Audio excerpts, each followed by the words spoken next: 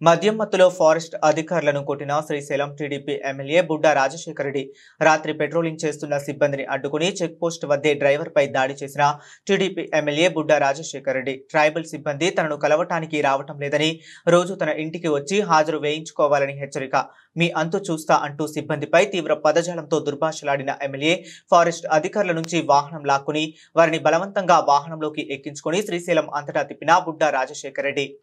శాఖ సిబ్బంది చిరుతపులి కేసు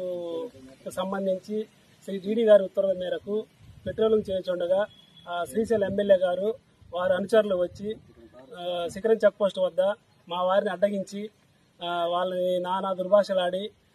మేము చెప్తున్నట్టు మీరు పని చేయడం లేదు, మా గవర్నమెంట్లో వస్తే కూడా మీరు మాకు సహకరించడం లేదు అని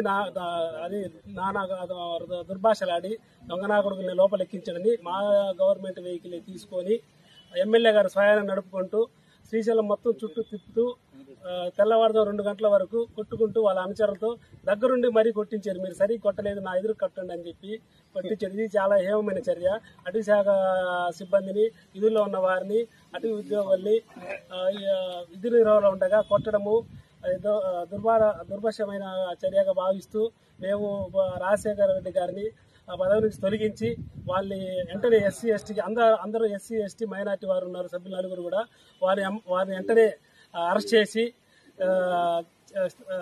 ప్రభుత్వ పరంగా చర్యలు తీసుకోవాలని కోరడమైనది. దీనిలో ఏదన్నా చిన్న జరిగినచో మేము తీవ్రంగా దీన్ని రాష్ట్ర స్థాయి లెవెల్లో మా అటవీ అధికారుల అసోసియేషన్ ప్రెసిడెంట్ ద్వారా మరి మా శ్రీ పవన్ కళ్యాణ్ గారిని కలిసి విన్నపం ఇచ్చుకొని దీన్ని తీవ్రంగా ప్రతిఘటిస్తామని విలేకరుల సమావేశంలో మీకు ప్రముఖంగా తెలుపుకోవడం అనేది.